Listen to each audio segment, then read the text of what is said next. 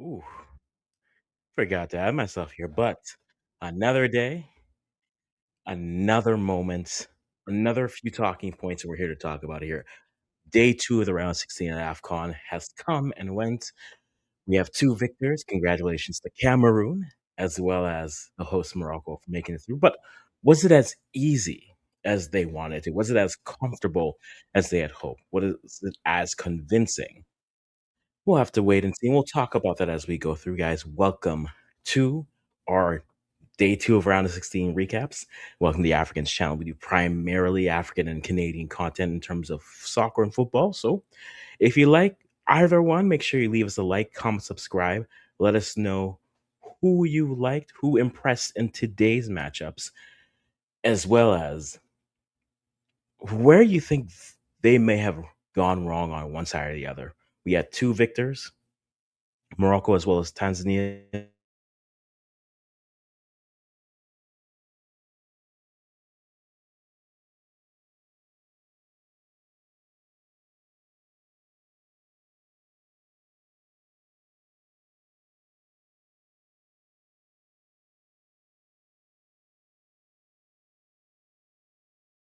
And ultimately let us know what we are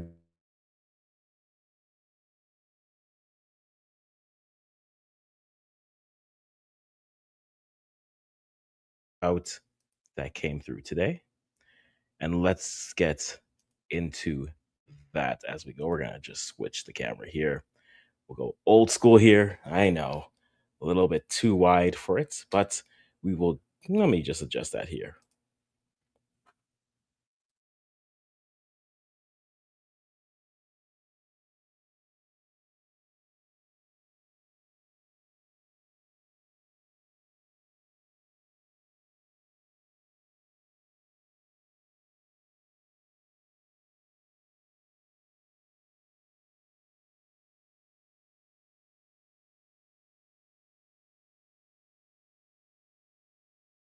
So, as we said, we have two games to talk about today. We have Morocco versus Tanzania, and we have South Africa versus Cameroon.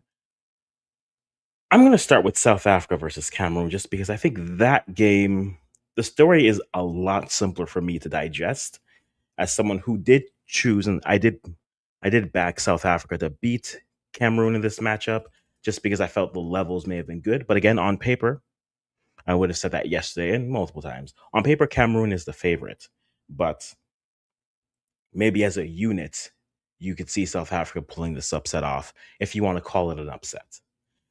And within the first 30 minutes of the game, South Africa was the better of the sides. I don't think I would be a liar to say such a thing. But it's interesting within all the things that I had brought up about South Africa in their potential of getting past the likes of a Cameroon, the talent. The talent level is something that you would see there. And the first half reminded me so much. Oh, camera. The first half reminded me so much of their matchup that they had in the semifinals versus Nigeria. And now that makes me think of Cameroon in the same breath that I thought about Nigeria in that last round, which is The windows that they were opening, I think if they had better finishing, South Africa is into the quarterfinals. It's not really revisionist history for the chances that they were creating. It was very similar to what happened to South Africa versus Nigeria. If they had better finishing, they beat Nigeria 2 years ago, and they're on to the finals versus Cote d'Ivoire. But finishing was the problem. Finishing for South Africa as a team, you see the ideas, you see the unit, they move with purpose, they move with intent, but the final third end product is not there. And that's going to be the frustrating thing with a side like that, where it's just you can see them, they look great, they're not intimidated by anyone on the pitch. But the second it comes to finishing, it's either set piece magic or you need a striker to really come in and perform and to showcase how well they are playing. And you didn't get that from South Africa today. The first half to me was a half of missed opportunities for South Africa. They had chance after chance. They had Cameroon on their heels, and ultimately they had nothing to show for it. And the next thing they knew, all it took is one deflection, one double bounce, and now this the result is they're down 1-0. And you didn't see them fully drop after that, but then you start the second half immediately conceding. That is that is tough. Junior scores in the 34th minute, and then Christian Kofan in the 47th minute. It's a quick turnaround to be down 2-0, then not really able to do anything else in the game until they score in the dying embers of that matchup. And so when we look at South Africa, I think the first thought process and the first thought bubble is, man, you know the players are on the same wavelength, but they need finishers. Whether they find that in the South African league, whether they can find that in recruiting in another dual national somewhere out there, we don't know. But that game was there for South Africa. The game was there for them. And again, this may come across as bitter, not the intent to do so, but the game was there for them. And ultimately, they have only if they finish, they would have something to show for it, but they didn't finish, and thus they sit where they do, wondering and pondering what could have been this competition. Also, side note, I have muted Mexican content creators for the next 36 hours because I know they'll be saying a bunch of stuff. But the end product is what really ended up. If you look at the statistics here, right, you see 18 total shots for South Africa, as you can see here, right? 8 off targets, 6 block shots, 12 shots inside the box, 6 shots outside the box, 8 shots off target. If we go even more specifically, again, this is based off what SofaScore. Score. If you watch game, you may say there was more, there was less, but 28 touches inside the box. I would say, even if we break this down, I think I can break this down by half. This is really where the game was lost to me. The game was lost to me. Shots inside the box, 5 shots inside the box versus 2.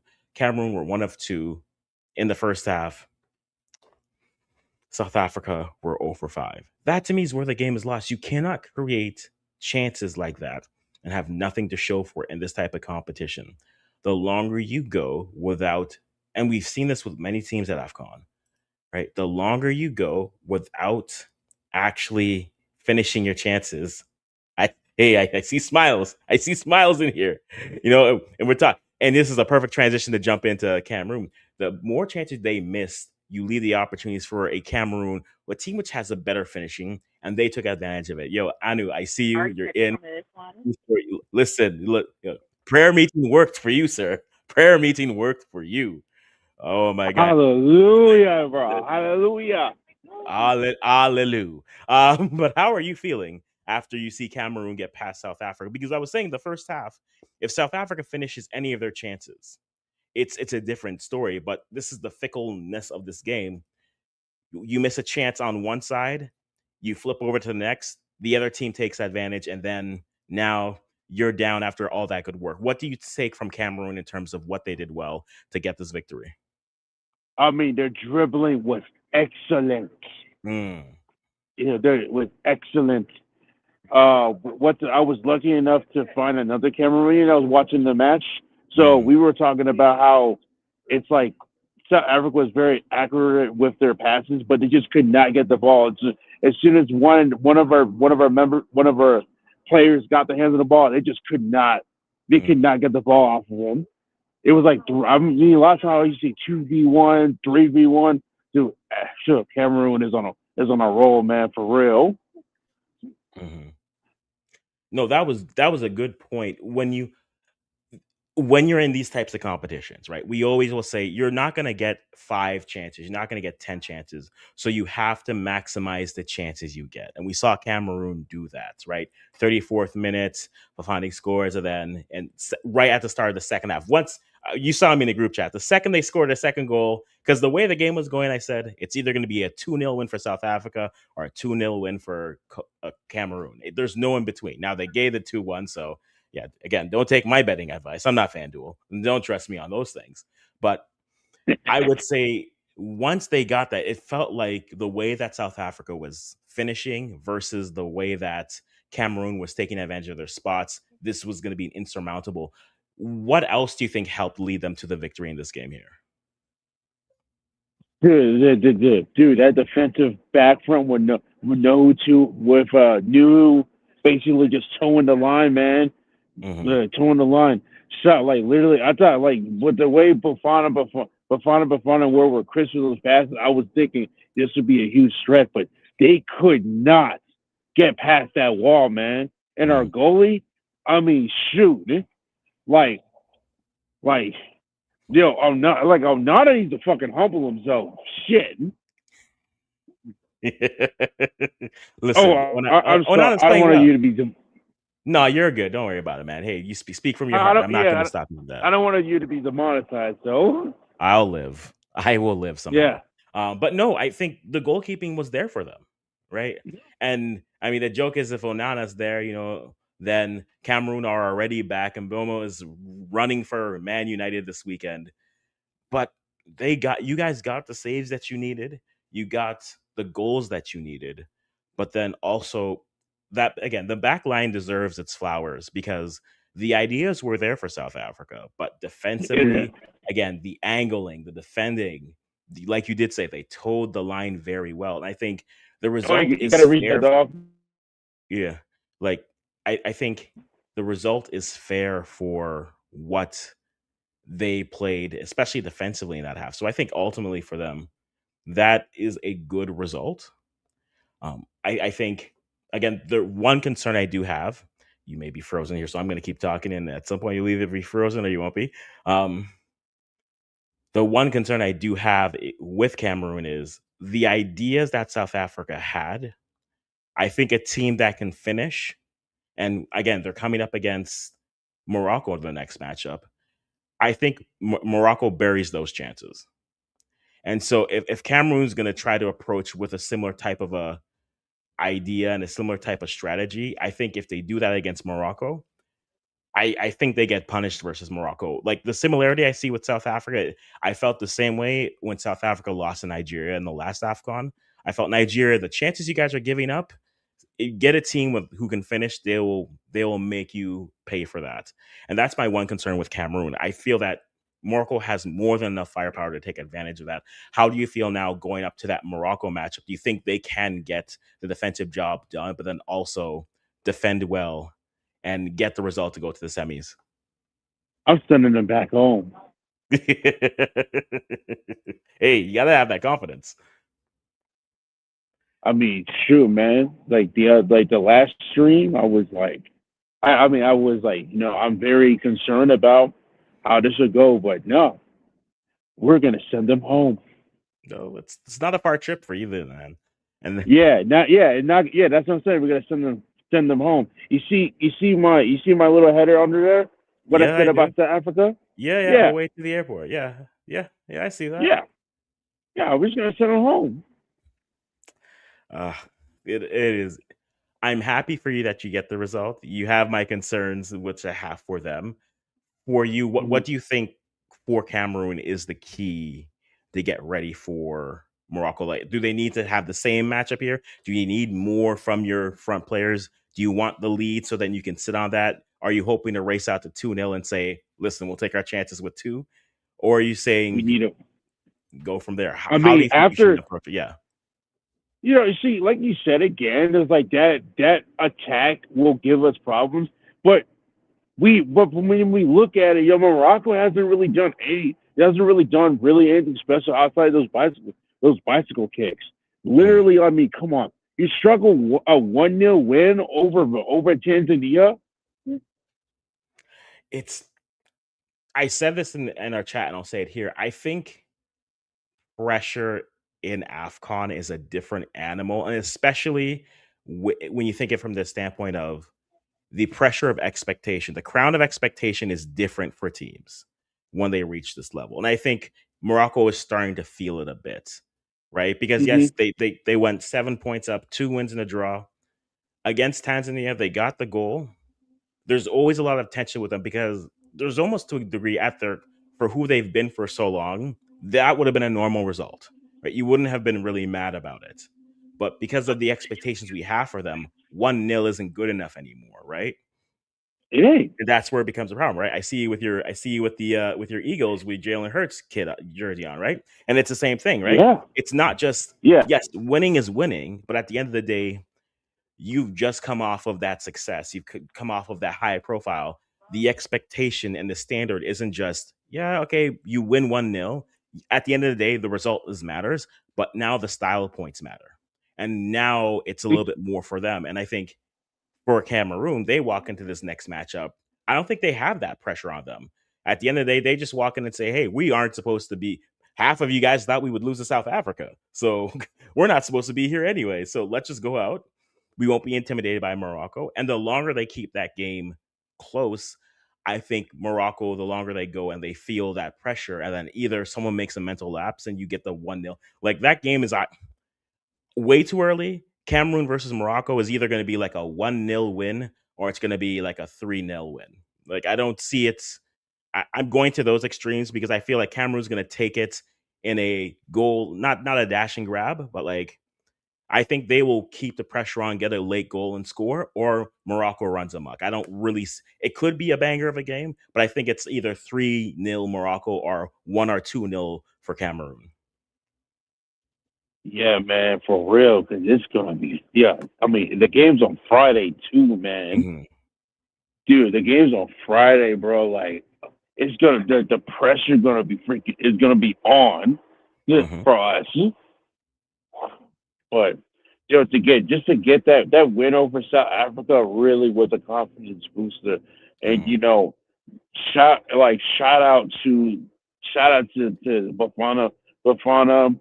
I mean, they had probably, like I said, they had the best locker room entrances I've seen. Completely in sync.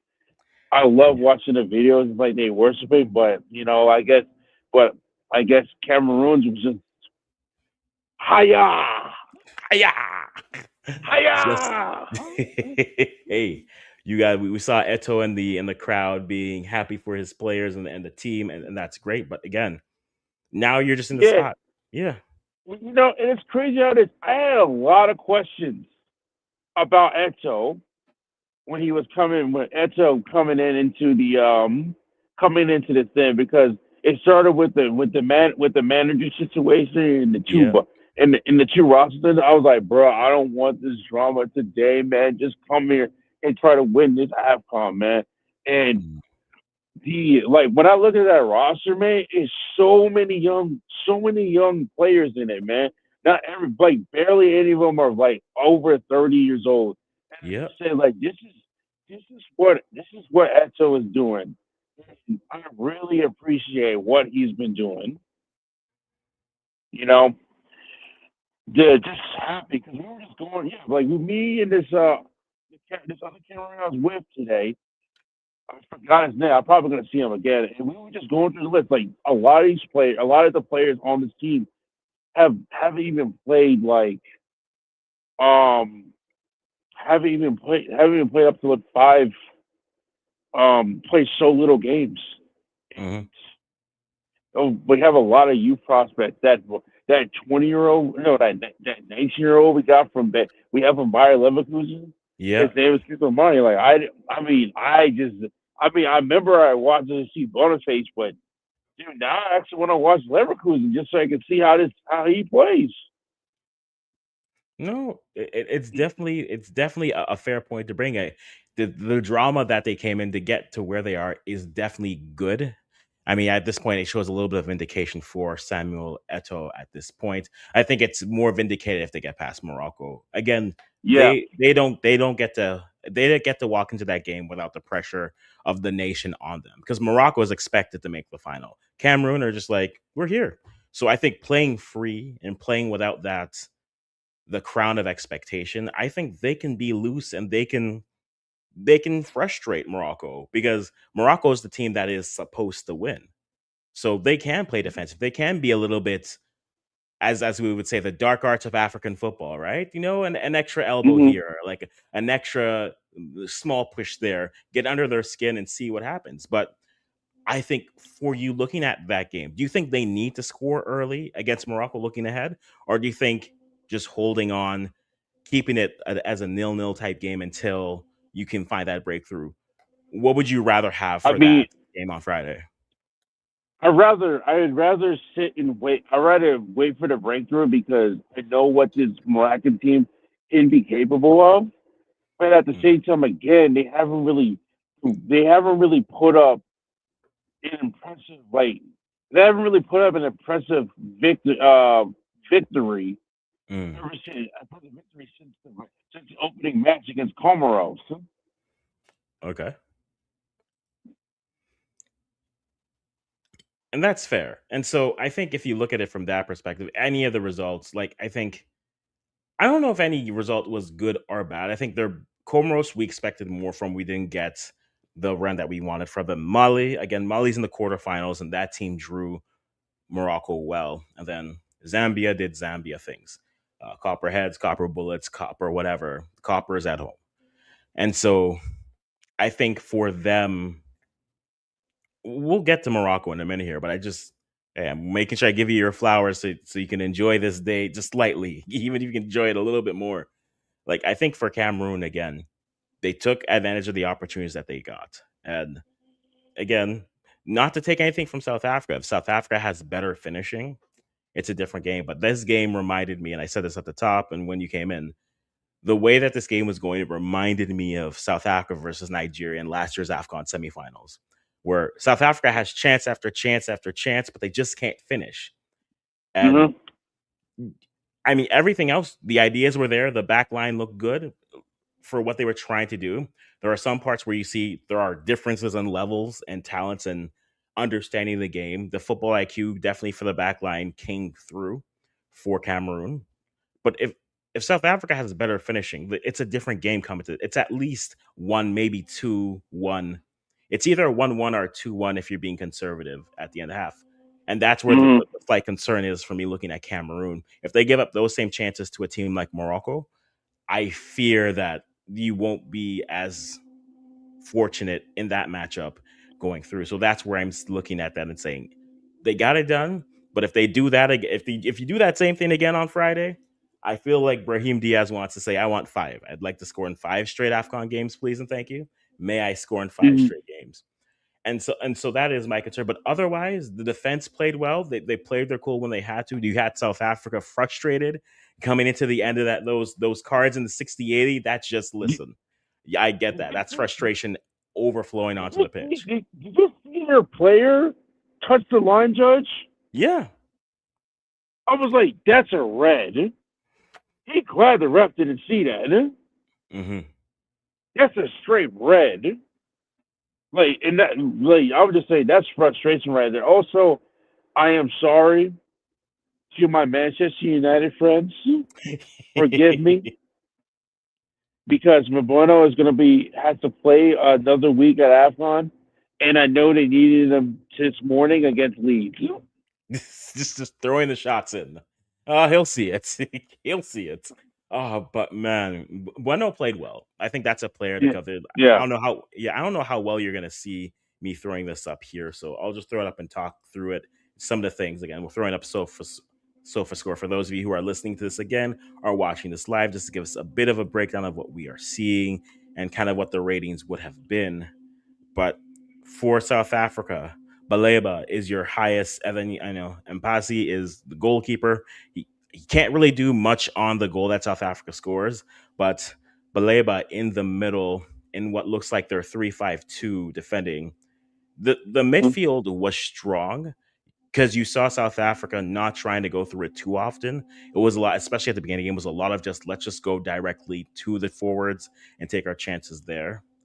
But I mean, if you get, even though the ratings don't show it, but if you get another solid performance from your wings, and not your wings, but your midfielders, I think you have more than a chance against Morocco. The question is going to be Yeah. don't give up those direct shots because I think they have, again, with all due respect to Foster, Mokefong, and Apolis, those are good attacking players.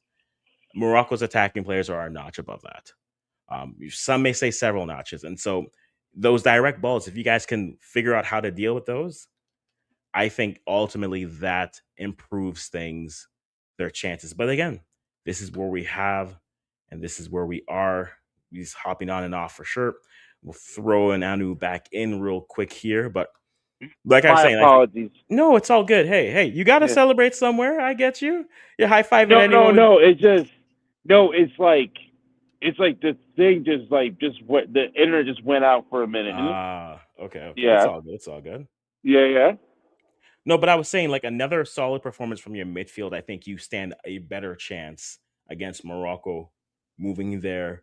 Because as much as we want to, and like we'll start the transition for Morocco versus Tanzania, like as much as we want to say yes, barely being Tanzania is not that much to go. It's a team that listen, they play with house money. You could argue the penalty that wasn't called for them.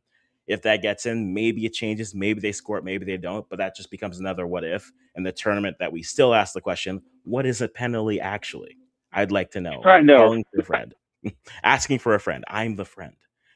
And so I think Morocco gets past this their result and they face another side. I think Mali is a good team. I think most would take Cameroon over Mali. And so based off of that logic, you would say, okay, they have more than a fighter's chance against Morocco, but it's how do they want to play? Do they want to play where they give Morocco the respect, or do they just want to pressure them and say we don't respect your ability to play? Right, and I'm using the word respect very loosely here, but if they respect their ability to pass and say, we think you can't break us down, try. Or if they say, we think we can play. If this game turns into an up and down, I think that would be good for Cameroon. If their matchup against, if it's an up and down transition, a fast break, a quick pace type of a game, I think Cameroon is fine with that game. They have the horses that can go and play that. Then that's gonna put the pressure solely on the back line defensively as well as the goalkeeper, right? Because if a posse can play with that well in that type of a game where it's listen, we'll try, but you're getting shots this game. If they can do that, they stand more than a chance. I don't think this is as easy as this isn't me predicting Morocco is going to just walk through Cameroon. Because again, I think I rate Cameroon higher than I rate Mali, and Mali gave Morocco work. And so, like, I'm sorry, they made them work for the draw. And so, looking at the matchup, I let me know how I'll let you know how I feel on Thursday. But right now, and the hiccups are killing me right now. But right now, I would say I can understand if you pick Cameroon and not you, because I know you're picking Cameroon. But I can understand anyone picking any sides of it. Right now, looking at that matchup, what's the most important thing as we transition to Morocco versus Tanzania here and Morocco versus Cameroon matchup? Man, what we need is I need a prayer, man. That's it. That's it. Going back to prayer meeting. That's it. We going back. Yeah, I know, right? This game played on. This game was being played on Sunday. played on Sunday. You know, Yeah. every South African, every Cameroonian church that yeah, we're gonna do. It's gonna be a Friday morning Bible study, man.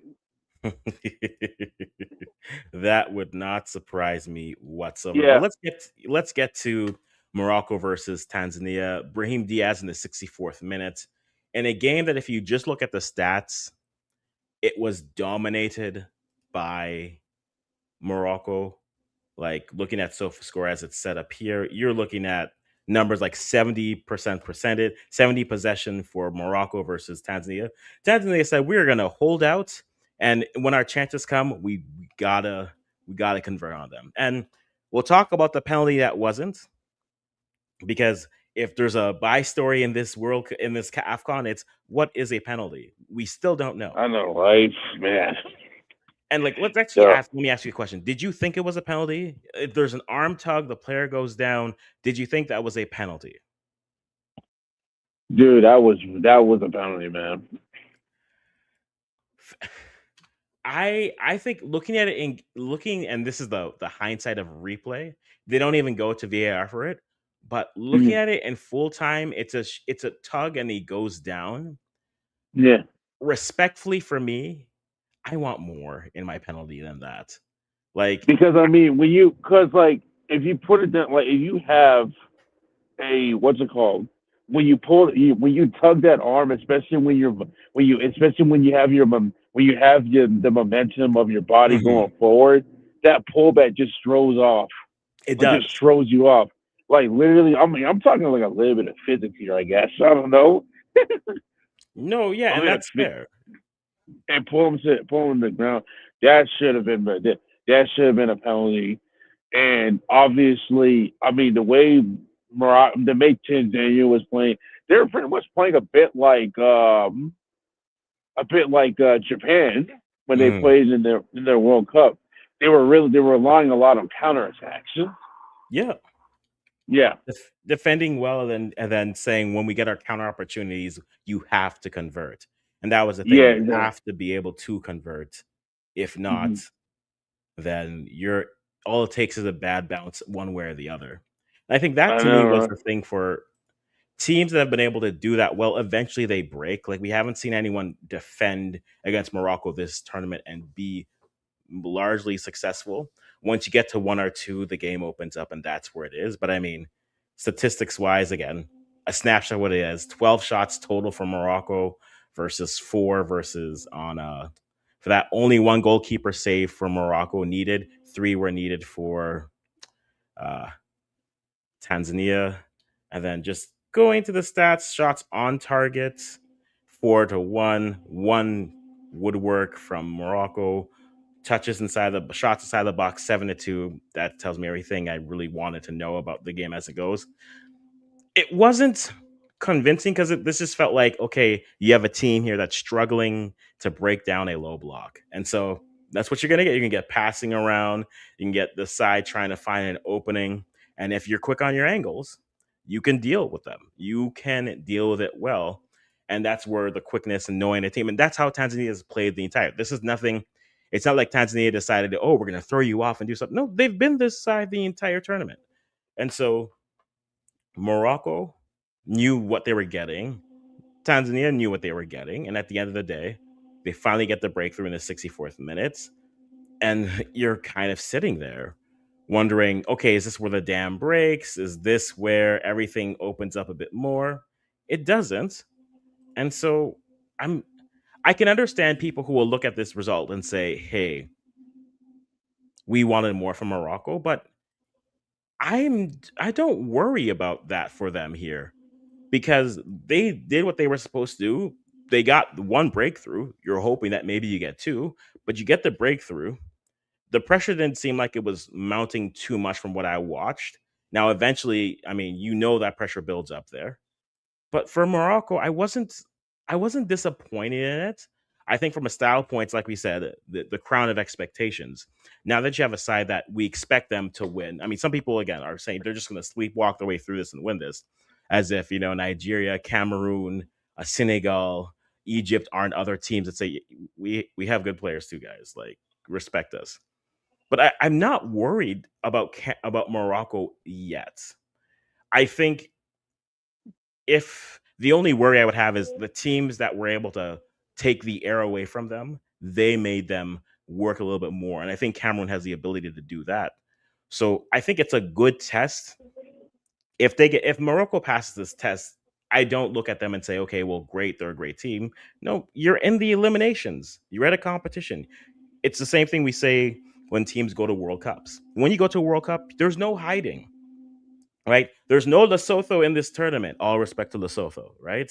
In CONCACAF, there's no Cayman Islands or British Virgin Islands. All respect to those two islands. Once you're in the big competitions, everyone's a good team there. And so if you beat All them on the 1-0 or all on the you table. beat them, yeah, 6-0, you beat them and you move on. Would you want it better? Yes, but the result matters in this case. And so for Morocco, yes, the style points weren't there. But I mean, you also factor in Hakimi getting back on the pitch, his first start in months. And the more that him and Diaz get that partnership going, I think that only bodes well for them. I think it's a good, nice test for them.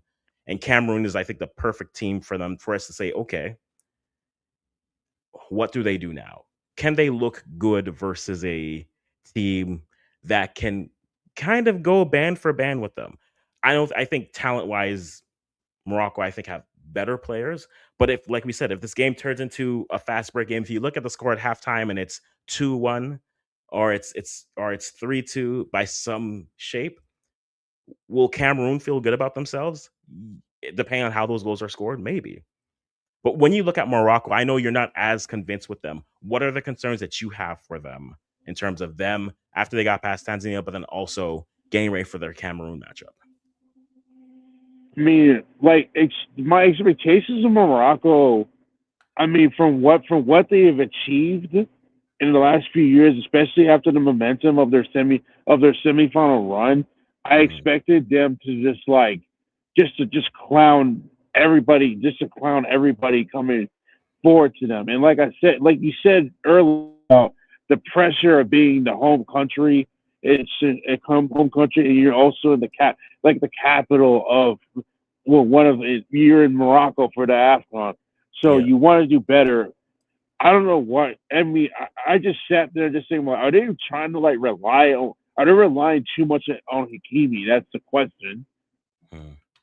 to me, because I feel like they just waited for Hakimi. They were just waiting for Hakimi. They were just biding time for Hakimi to come on, and it's like, all right, we got Hakimi on. That's it. But I'm like, it doesn't really work like that. This is Mhm. exactly how I said. This is exactly how Argentina lost in the 2014 World Cup. They relied way too much on Messi, and when Messi didn't deliver, they lost in the final against Germany. Mhm. I mean, I would also argue that if Argentina doesn't hit the crossbar and German goalie, who I was about to call him Oliver Kahn, but not Oliver Kahn. Reminds going if they don't get those saves, it's a different game as well. But then it's a conversation on finishing, right? I, I Mhm. don't know if this Moroccan side is purely on waiting for Hakimi, but I do think there is an aspect of them that is very Diaz focused, right? The Brahim will Mhm. get the ball and then we'll try to create our in transition. I think they look better when they're flowing in that transition, whether it's in a build up or just moving quicker. They look better that way. But when you have to move it to a spot, it's find Brahim Diaz and then let's move it. Now it'll be interesting to see with Hakimi with another game if that partnership, if that symmetry with those two players on the right side, if that starts to build, then that's a problem. That's a problem for Africa, and that's going to be a problem for the world teams because that's a solid right side of overlap, and just that right side is fine. Like you don't need to think about it. But in terms of over reliance on players, I would say, can they get contributions? I know El Kabi has two bicycles, Bicycles. right? But can they get more contributions from around the team? Because the depth of the team is what makes it a fascinating side, right? Does that mean the veterans have to step up more? They also don't have Roman Sayas, or Sayas, if I'm saying that wrong, apologies. But not having him in the midfield does affect Amrabat's been okay. Mm-hmm. but like you need something else for those teams to be successful, right? Because you can keep on going saying we're going to spam the right side until we create, and that can be successful at that point. But you also need the rest. It's 11 players on the pitch. You can't rely on the two and say you are going to save us, or you turn into, with all due respect to the other players, you turn into Gabon, and it's just Aubameyang and Dennis Bouanga save us every time, right? I know, man. Shoot, it's just the fraud watch, man, for that team. Honestly, Yeah, so I'm not so worried about like it's one game in. Have they looked the part of a dominant side? No. To make a CONCACAF comparison in terms of the crown of expectation, they feel like, and this may be right or wrong, but like they feel like a Canada where it's like, okay, now we are talking about you as a top three, as a top four nation in the region. Now put the results in. And sometimes they'll beat a team 3-0, and Jonathan David will score up a couple goals, right? It's like the summer for Canada, right? They'll beat Ukraine 4-2, and they were up 4-0 in that game. And they're like, okay, Canada's arrived. And then they can't get past Guatemala because Guatemala just says, yeah, we know you want to run. We're just not going to let you run, right? And I think for Morocco, I think there's levels to this. I think Morocco is a better side overall and just player for player, I think, than Canada, speaking as a Canadian. But for Morocco, it's can they now win a game when a team says we're not going to let you do the thing you want to do? Because Morocco has shown that they can play in different styles, but in this game, in the games that are coming up, can they get the results without if Cameroon decides to say we're gonna take away the right side just because we can. If they're able to do that, can the left side of the pitch come and create? Can they get stuff from the midfield? Can Amrabat come back and be more effective in that sense?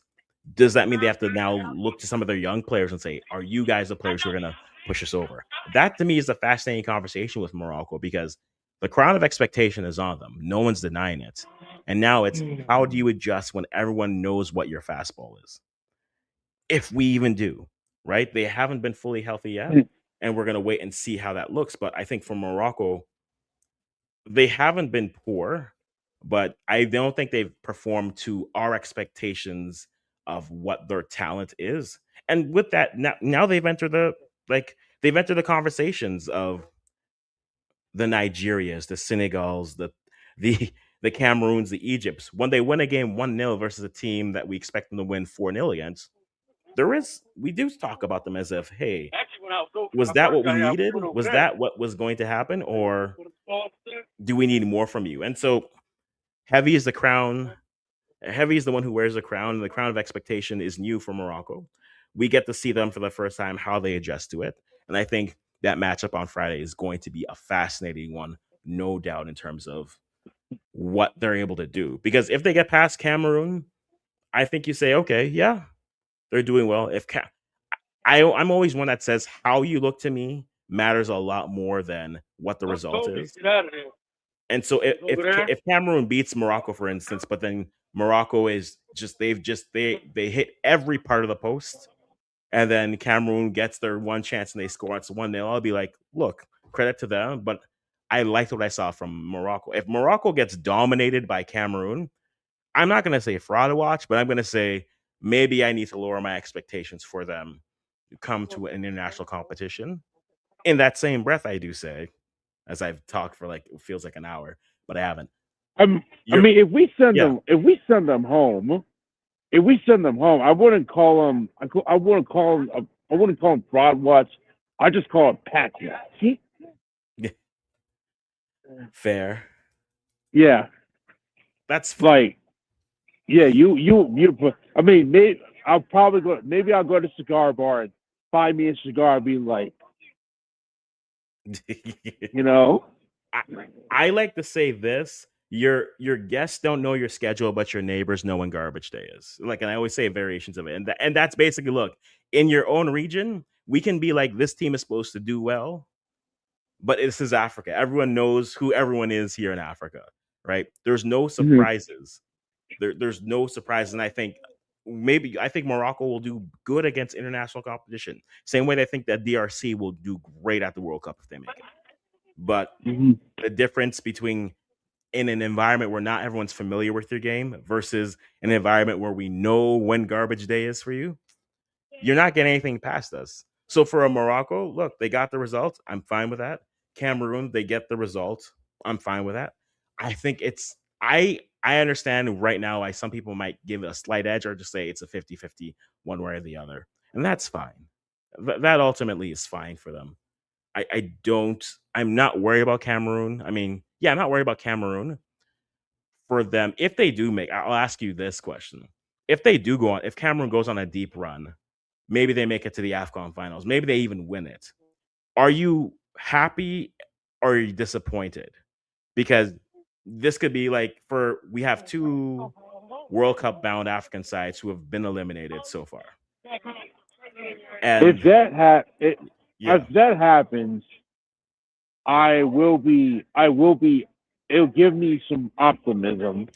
true. It'll give me. It will give me some optimism because it gives me the idea that Sam Eto is being serious, Mm, and we can work with this in the coming months because knowing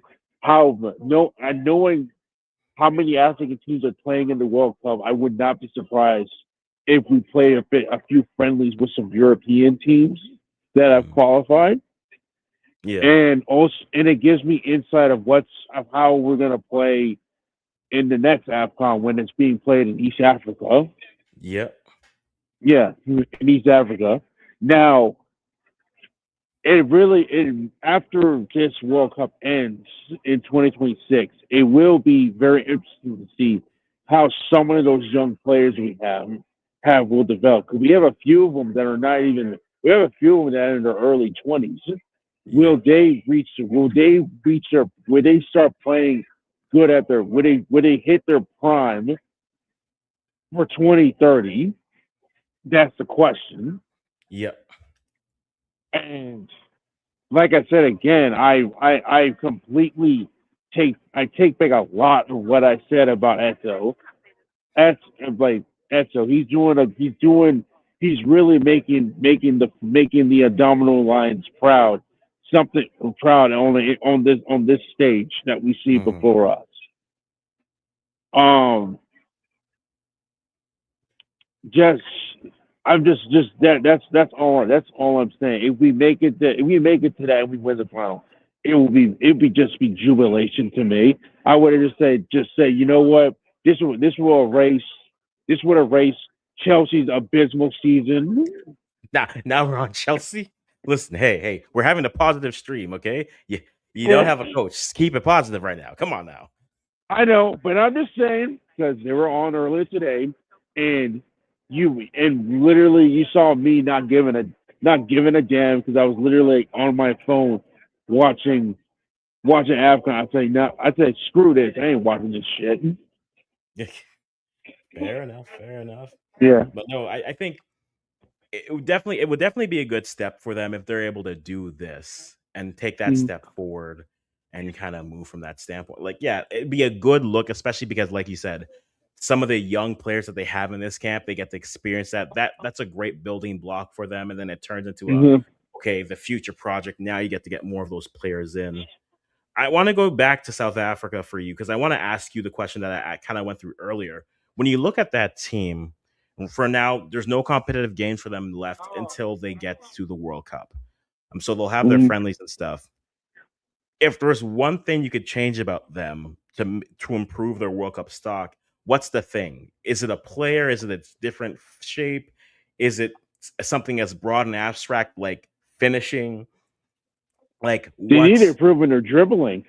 mm, Their dribbling was awful.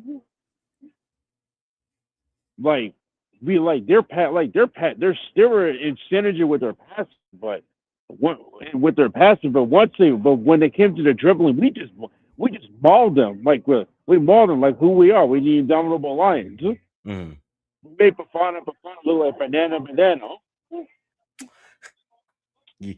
yes. No, that's okay. So just their dribbling. To me, I don't know what they're. As I'm saying this, I'm literally looking up transfer market. And I'm like, second citizenship, South Africa. Yeah. I'm just saying, like, first, I'm just going by like one thing, really. That like you Yeah, need to work and on the that's fair. dribbling.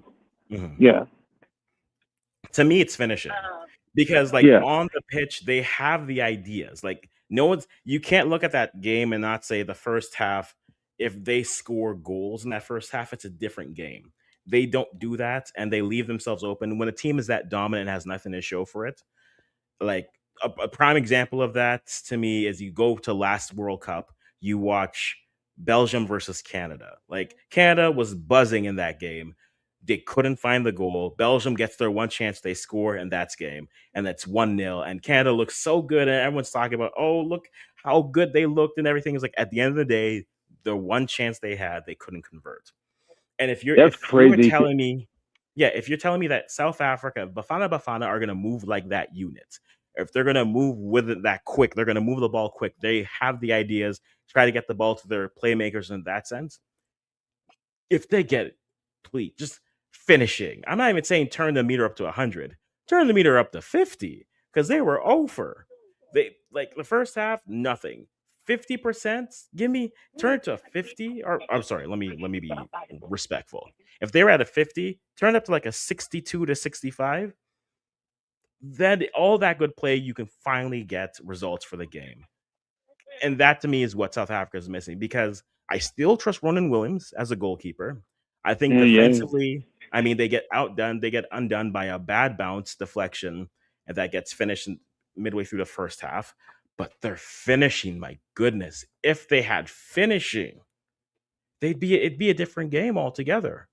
And so for me, I look at South Africa, I say, if they just go to the South African League and say, top three strikers in the league, we are bringing them to the World Cup because we need people who can put the ball in the net.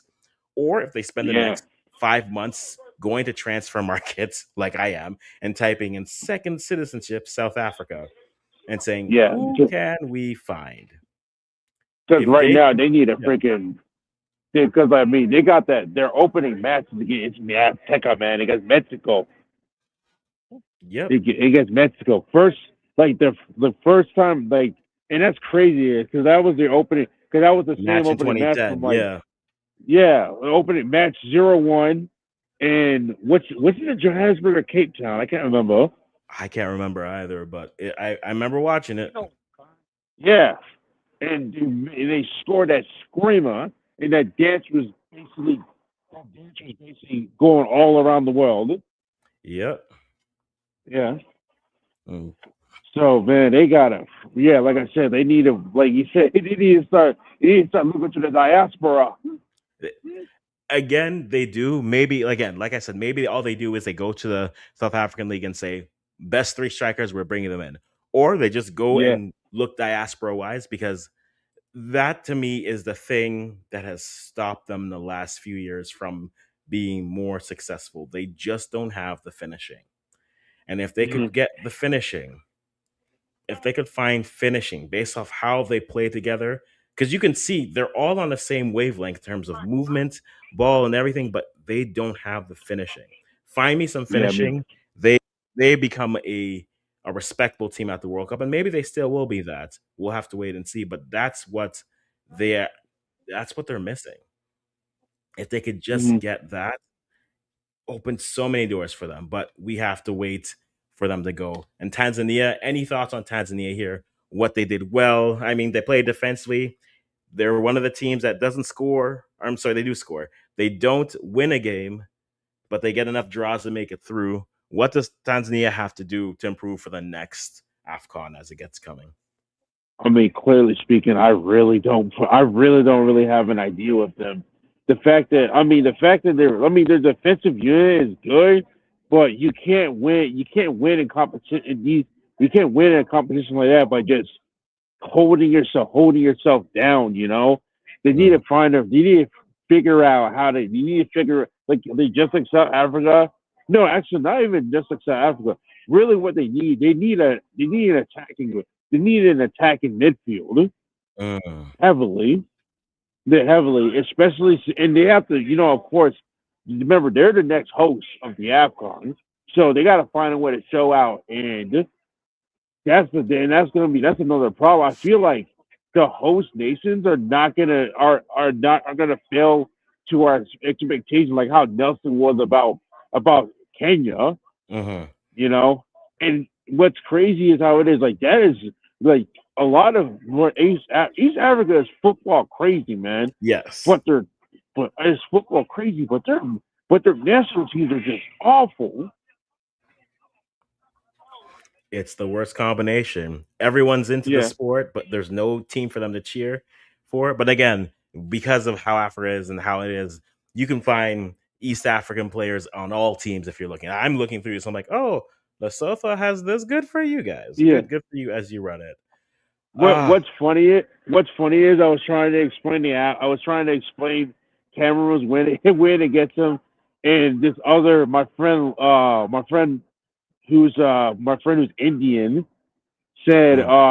said I knew we don't want to be talking about quit talking about soccer like soccer. What do you mean? This is America. I was like, yo, wait, hold up, man. Cameroon soccer is good, unlike India. Yeah, I'm an Indian football. She got real offended by that. But I said it's true. See, now, I now, mean, now all you're they just do, picking fights on the weekend. Ah, Yanu, how could I you? mean, like, dude, that is a country that's obsessed with Mm. football, especially with Lionel Messi. We all saw what happened over there in Yeah, that's India. true. And I mean, no disrespect to the no disrespect to the statue. I thought that was really cool, but at the same time, is you cannot be spending all this money on spend all this money on in crap and Mm, not do anything to develop your football nation. mm. Yeah, You know what? That's fair. And I think, and that's where South Africa's choice gets really interesting because they do have the domestic league that can do it. So again, whether the choice is you go to your league and just say find the players who can put the ball in the end, because Foster wasn't bad, like Lyle wasn't bad, but Lyle, you needed better finishing. The nine, the name is escaping me for South Africa. He had like two to three I think chances in that's the first half, and just nothing came from them. And that's a frustrating thing when you see yourself playing that well, but you don't have something to show for it. Those are the games that are frustrating because you know the chances that are there. It's not a game where it's just hey, it's 0-0. You had one glorious chance, you missed it. They were dominant in the first half up until the goal. And I think for South Africa, again, we go back to the point find some finishing. Whether it's this group, whether it's another group, whether they have to look at the U20s possibly, because I know they had some good. We even have to look U17. Find some finishing. Find anyone who can give you some finishing and get them into this team because you see how good of a unit they are when they're all on the same wavelength. They may not have the top end, quote unquote, talent, but they have the talent, but they have the understanding on how to play. And I think that'll serve them well. But you don't get style points when you go to these competitions. You get results points. And they looked good. They were trying to play with some flair, but at the end of the day, you're one goal down and you lose 1-0 to them. And when they get to the World Cup for South Africa, it's the same thing. They can play, they could beat Canada. Like South Africa is a team I feel could have like the Canada run last time where all three games they look good in stretches of it. But you look at it and it's 0-0-3 and maybe a -2 goal differential, right? mm-hmm, South Africa has the talent to play with the best, some of the good teams in the world. But the finishing is the thing it's the thing that will betray them. And so for mm-hmm, them, South Africa, you have time where whether it's the SPL, whether it's looking through the diaspora, find players who can finish, add them to the squad because I think that could do a lot for their chances. And again, you have a third place slot to come through at the World Cup. So I don't worry about them at all. Just improve that spot. And I think their chances will do well because hey, if you do that to a team, the ideas were there. They just don't have the results for it. Before we wrap up, the matchups tomorrow get spicier, as you know. Every time we'll talk about the matchup still, regardless. Have you changed your mind on any of the games coming up tomorrow? And then as well, no, we'll just do tomorrow. We won't go too far ahead. You have I Egypt know, and Benin. I know, Mhm. I know. I still got Nigeria. I still got Yeah. Nigeria over Mozambique. Mhm. Okay, that's gonna be the main match. I forgot who else. I forgot the other matches tomorrow. It's Yeah. Egypt Benin. Egypt Benin. Yeah. Ooh, two giants. I think, Mhm. bro. I think Nigeria has the easiest draw, but Benin could be some tricksters. Yeah. Yeah, could be some tricksters like I don't know that Egyptian defense was pretty good in the group stage. What was the Egyptian defense could be a problem, but Benin can find a. But I think Benin can do something crazy in that first game. But Nigeria, like I said, Nigeria has more pressure, as much pressure Mhm. as the Moroccan team. So it's gonna be very that's gonna be a very fun game to watch tomorrow. Most definitely. Yeah. But no, that's a good point. I see a comment here coming in on Foster and his side. Like I think that's a fair like Foster to me is poor in this game because I was trying to figure out who was who because Foster was poor, right? KGIC over here with the South Africa's good, but our problem is using players like Lyle Foster. You needed finishing. Everything else you guys did in this game was good in that first half. The fact that you weren't Yo, up by the time Cameroon scored, that just speaks to the lack of the final product, and that's what betrayed you mhm. at the end of that and game. and keep in mind, Foster was the one who grabbed the wrist of that line judge. Hmm. Yeah, Listen, Lyle he is having the he time of his life. he risked getting a red card. If the ref saw it, that's over. That would have been Hmm. for South Africa. Yep, that's fair. That's fair. And yet, the point coming, style of play in Europe is different. He can't match our standard of play. That's an interesting point. Makoba got 10 minutes and still scored, and he looked better in that sense. And like before this turns into the classic conversation we have in Africa, which is domestic versus non domestic players, locals versus dual nationals, whatever it is. Where do they fit within the system? That's always going to be the question because Foster was poor in this game, and if he finishes anything, there is that. Yep, and Steph, you said this today, and that's true. The difference between those two is that your top players, and this is where South Africa didn't have it, your elite players pushed you over the level, right? That's the difference. Salah Marmoush and Trezeguet, those are good players to elite players, right? Mm-hmm. In world standard, but also within their leagues. And South Africa doesn't have that. Does that mean they need They that to don't. be successful? No. But it does mean like Lyle, you need more from Lyle in that sense, right? You needed more from Lyle and you didn't get that, right? You needed more from going back to that because I just forgot your name. The 9 and the 10, Mofokeng, you needed more from him and you got nothing, Mm-hmm. right? If your substitute comes in and scores, that should tell you how good you've been doing. That you can claim, oh well, we know we got the team ready for it. No, first half the game was there for them. And the more I'm talking, the more I'm disappointed and I'm annoyed at South Africa because it's a game where you see it. The game was theirs for the taking, and they just couldn't take it. They couldn't grab it by the cuff. They couldn't grab it by the collar. They couldn't do anything.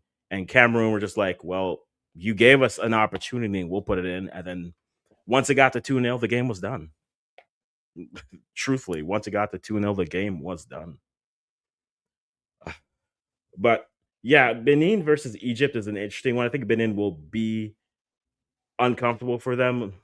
For Egypt, I think Egypt still gets it over the line and like that, and like a 2-1 in a result like the Cameroon South Africa was in a 2-1 type of a game that goes through. I mean, maybe they score, Benin scores a late goal, or Benin scores early, and then Egypt has to come back and then win that game. But I think Egypt wins that, and then Nigeria v Mozambique. Honestly, It should be Nigeria. I know there's a part of me that hopes for chaos all the time, but this should be Nigeria. It should be Nigeria, no questions asked. And if it's not, we will have questions among questions. Before we do log off this, guys, if you are watching this, thank you again. Please kindly leave a like, comment, and subscribe on this channel as well as Anu's channel. What's your YouTube channel, real quick, one more time? YouTube. YouTube. I'm not really active like that on YouTube. Okay, It's just an account. You can see you see my underscore. My name on it is my Instagram. You want to go it? That's my perfect. Instagram, and then of course the Atlanta Blue CFC on Instagram. That is the other page I run. It's the official Chelsea group of Atlanta. Yep. We do watch parties for every Chelsea match during the weekends. We can't really do weekdays because we all have to work. And then of What? course I do, and then also I do footy rants with TKO FTC UTD. I think I'm gonna do a video later on today about the recap Mm, of the quarterfinals. I mean the first round of 16 games this weekend because they were just straight up bangers. yeah. Have a good night, everybody. All right. Yeah, no problem, no problem. I see. If you got to hop off, that's all good, man. I can wrap this up here All if you want. right. Yeah. Peace. Peace. All right. So that Airport was this way. we have Endowment Lion who was very happy with his win there. But yeah, we got some other comments here. We'll talk about them as they get here. AFCON was scam. We did talk about that. Tanzania was robbed. This should have been a penalty. As much as I think it was a soft tug, it's still a foul in the box, and you need to call that. But then that continues the conversation we had at AFCON, which is what is a penalty? I'll hang up and listen. We still don't know what a penalty is because there's not been a consistent one for a penalty call, and that is frustrating in that sense. And I know South Africans have had their issues. I think the only team that consistently gets penalties have been the North African sides. I'm not trying to say think conspiracy theory or put your tinfoil hat on, but I'm just saying that team has been the side that those teams have gotten the most consistent ones. And so that's something we'll definitely keep an eye on. And then for yes, the two African World Cup teams, we've had two gangs sent to Cabo Verde. There's definitely chaos happening, sure. Tunisia is a side that I'm I won't lie to you. Of all the African teams going to the World Cup, Tunisia is the one I trust the least. I trust Cabo Verde doing better at the World Cup than Tunisia does. I just do. Because at least you see some offensive potential in play and some flair there. I'm not sure what you're going to see out of Tunisia other than a goal and then holding out for a win. There are listen, you find me an African tournament and you tell me that the hosts don't do well, huh? Find me that, and then I'll tell you that I'm not surprised. But Egypt, I think, if you want to say there's a narrative for that, again, I'm not suggesting that it is. I'm just saying they're not doing a good job of convincing people that it's not. But Morocco, you want your host to do well because that's going to fill the stadium. And then you go to Egypt. If Egypt goes deep in this, listen, we all know who we're sending our AFCON is a real tournament ads to. So I don't need to speak about he who shall not be named, but we're going to be feeling that way one way or the other. But I think overall, if they could, I don't know what they're going to do with the penalties issues because we still don't know what a penalty is. But if they can figure out the games, I think overall have been entertaining, minus that in the group stage, that Zambia versus Comoros game. That game was breath I can't take back. And then Mali versus Tunisia had a great ending, but we had to wait 90 minutes for anything to happen in that game. So if you're telling me that one side is rigging it, I'm not saying they are, but I'm saying they're doing a terrible job of convincing us that they don't. But again, to remind you of what is coming, if you guys got any more questions for me, we're gonna do this every day for the games around this time, about an hour from now. So it'd be 5 p.m. on an Eastern time, depending on where you are, Eastern in North America, and then do that with that time as you will, kind of moving from there. But we're gonna do our best to cover everything. Again, reminder for the games that are coming tomorrow, and then also on Tuesday. Don't forget Here's what we have.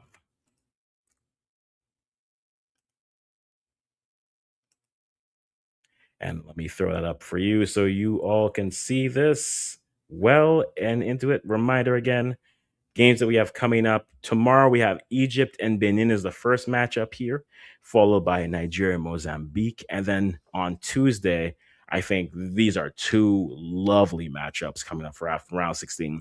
Probably the matchup of the round, Algeria versus DR Congo. I think it'll be a fun game again. And then Egypt, and then Cote d'Ivoire versus Burkina Faso or Faso coming in on Tuesday. I think those are going to be two good matchups.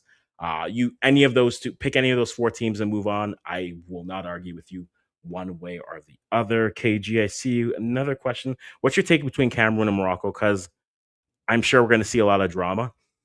We talked about this earlier, but here's a recap of my thoughts. If I look at matchups, if we can come to the agreement that Mali is not as good as Cameroon, if we can accept that notion, then Cameroon versus Morocco will be a much more even match than some may give it. I know right now Morocco feels like we get talked to as if they're the golden child. Like you all have that cousin that your aunts and your uncles and your parents always tell you, "Oh, why don't you be more like them?" That's Morocco right now. Morocco is just okay. They host all the things. Their grass is beautiful. Right. Their grades are great. They have a GPA. They're married with three children. They're a doctor and a lawyer. That's how people talk about Morocco in African circles right now. And to a degree, they've done a good job of doing so. I think if Mo- if you're Cameroon, you have to decide. If you are Cameroon, you have to decide if you're going to play Morocco more straight up and say we are fine with this being an up and down game, a game of full of transition, a game full of chances. Because I think Cameroon can play that game. I think they're comfortable playing that game. Now, on the flip side, the other option is you want to sit down, maybe not a full low block, but a mid block, and dare a Morocco who have been more of a defensive side growing up, know they have more attacking talent now. I think if you can get them to say, we don't think you can break us down, especially with your midfield. Amrabat hasn't been great. Sayas is out. And so maybe it's you challenge them to beat you through the middle, and then you trust that your midfield can outwork their midfield and then create opportunities from there. I feel if Cameroon wins this game, it's going to be similar to it'll be similar to how South Africa beat Morocco in the last AFCON. It'll be 2-0 set piece goals or goals off a set piece going there. If Morocco wins this matchup, I think it's in a scenario where they Cameroon tries to outscore Morocco and Morocco can kind of beat them that way because if the chances that South Africa are creating are available for Morocco, I think they bury those chances. And if South Africa buried their chances earlier, I think that game is at least 2-1. Maybe if you want to be aggressive, 3-1. Conservatively, it's a draw. If they have better finishing, they're there. And so if those channels are available for Morocco, I think that's asking for 2-1, 3-1 in that type of game. But I do think Cameroon can play that type of a game. But I think asking them to play that up and down, I think Morocco would much rather play a little bit more up and down with the talent that they have on the pitch, especially with Hakimi being back. But if Cameroon wants to compress the pitch a bit, make them have to break another low block, I think the pressure, and it's something I've said a lot in this video, the crown of expectations is different for teams. We haven't seen a team in AFCON and Africa really repeat since Egypt decided that they owned the 2000s and the early 2000 teams. And so Morocco is a team right now finally sitting with the crown of expectation. Not Nigeria. Senegal has it as well. Egypt has it because of the headlines with Salah. But Morocco, this is the first time in a bit where we look at them and say, no, no, no, no, no. we expect you to beat everyone. So the fact they only beat Tanzania by one, people will look and say, "Ooh, are there shambles?" So I think there's definitely going to be drama. I think if Cameroon wins this, it's either 1-0 or 2-0. I think if Morocco wins this, it's going to be a higher scoring game, like a 4-2 type game, out 4-3 ish. Like I think if they played straight up and play up and down, 6, 7, 8 goals, because the Cameroonian goalkeeper will actually have to see him with those types of chances to go through. He didn't have to make a save because South Africa was so poor in their finishing, but I think the higher scoring the game is, Cameroon can play it, but I trust the talent because of the chances that they gave to South Africa. I trust Morocco in that sense more. But if I had to say percentage wise, it's I'm like I'm 55-45 leaning Morocco versus Cameroon. I think Cameroon can beat this side. That's how I feel about it. Steph, I see you. Mali was more disciplined. Cameroon was shambles for the first half hour. Cameroon were in shambles. And again, that's where the point of, if they give up the chances that they gave up, if they give Morocco the same South African chances, it's 3-0. It's or 2-0 if you want to be conservative, or at least 1-0 if you want to be realistic. And so that for me is where I look at the game and say, I think that's where I, even though Morocco haven't looked the full dominance, hey, people are looking at Morocco, talking like Morocco, and say they have to be like a Brazil now and beat everyone 4-0. That's where I draw the line in terms of possibilities. Listen, I listen. If there's one thing, KG, you're saying watch out for Mozambique. Also, Nigeria might struggle to win. Mozambique have showed they can score. And listen, with Nigeria, anytime they walk into a matchup and people say, "Oh, this is Nigeria will win this easily," it's a struggle 1-0 win. I think this might be the game that we're all watching, saying if there's a possibility of the 4 games left, I think this is the only real upset that's left. To be perfectly honest, maybe you might say if Benin beats Egypt just because of the names that Egypt has, but if Algeria versus DR Congo, DRC, RDC, either one of those teams winning isn't a surprise.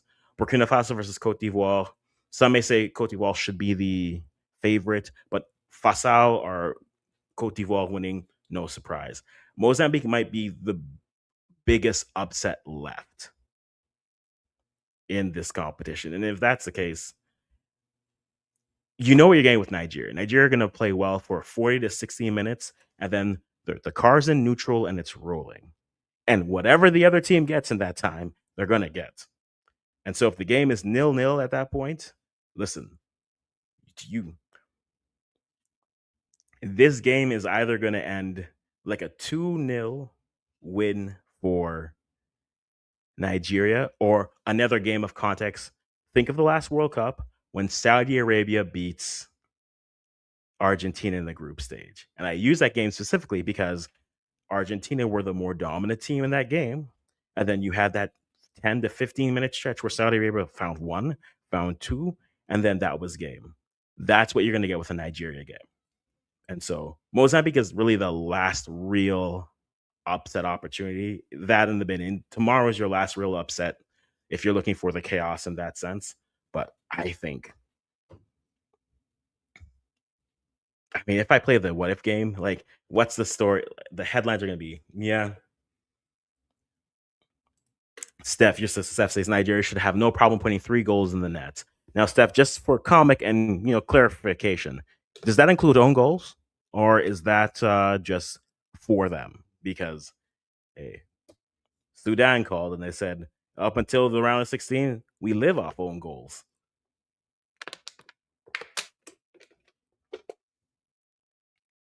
But no, I think it's a fair point to bring. I would love to see Mozambique do it. I think Mozambique have the scoring ability, and I think it'll it could either turn to a game where it's just Mozambique is trying to push, but similar to South Africa versus Cameroon, you have teams that are having the right ideas but just don't have the talent to execute it. or it might just be, or it just be a conversation of talent matters overall, which what we say. I see KG again. Nigeria needs new players. Those players are tired and they're getting old. One thing that we had, and I posted the clip on the channel here from our conversation yesterday. Who's the leader for Nigeria? Right? Who is the player who's going to galvanize them? Or at the worst case scenario, who's the player that they're all playing for? Because I think and I've made points on Nigeria where I say maybe it's the coaches, right? We didn't like the other coach, but they made the AFCON final. So we give them this props. They bring in Findy George and they blow the first half of World Cup qualifying. They bring in Eric Shell.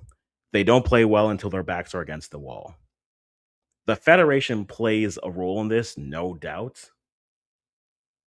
But man, for these players, it's between the ears. For this Nigerian crop, it's between the ears. Right? You can bring in the right, and maybe they bring in the right coach at some point and then finally unlocks the potential. But for this Nigeria side, it's between the ears. There's no reason why a team this talented would go through stretches like they do. And the one other clear thing is, I used to joke with, I would say this all the time. Nigeria has has more strikers available to them than some teams have quality players. Doesn't matter if between the ears isn't there, it's gone. But there was a clear hierarchy, and right now, Osimhen is that hierarchy. There is a drop off from him to the next one, and I think that matters. The only squad that Mozambique beat was a retired Gabon side, maybe, but in the same breath, Nigeria needed.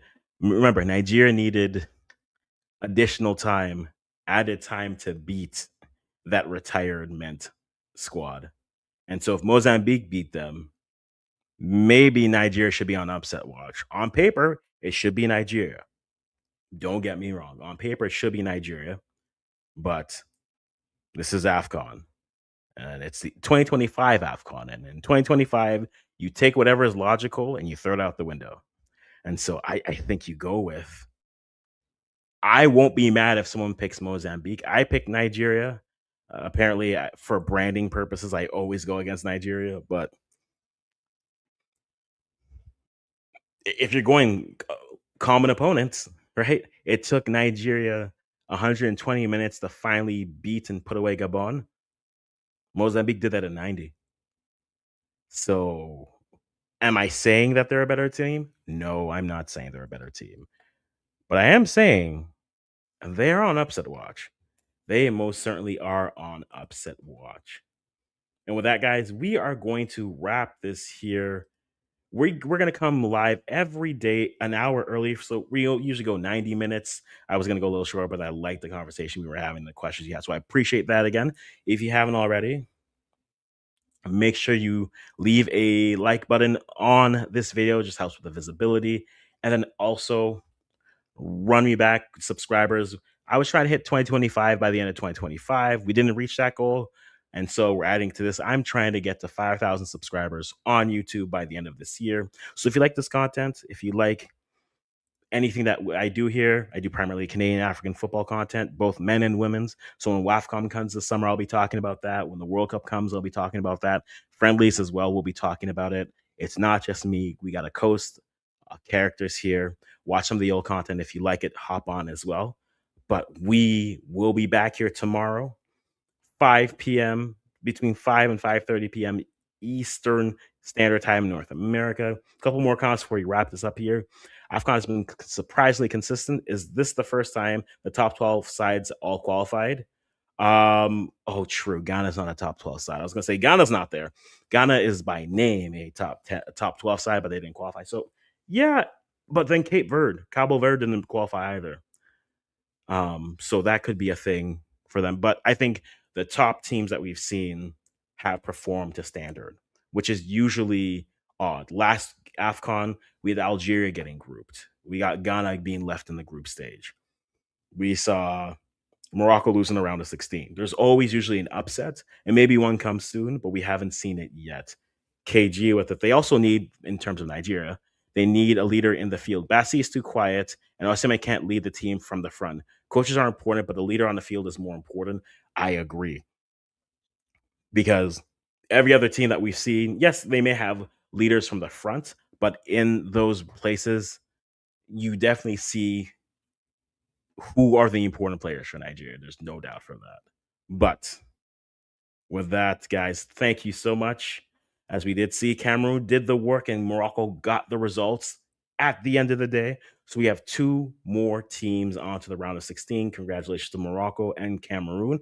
They join Mali as well as who is the I've already forgotten the other group. We're gonna throw that up just to be sure here again. My ADHD is very real. And Senegal, of course. Those two are off. So because the matchups are paired, Senegal will be playing Mali, and then Morocco will be playing Cameroon, and then the winners of tomorrow's matchups will play each other, and the winners of Tuesday's matchups will play each other in the quarterfinals. Friday and Saturday, we will have post game reactions to that, and we will talk about it as it goes. So make sure you guys hang around, stay here, like, comment, subscribe. Do appreciate everyone who stopped by. And as always, I'm just going to stop talking right now.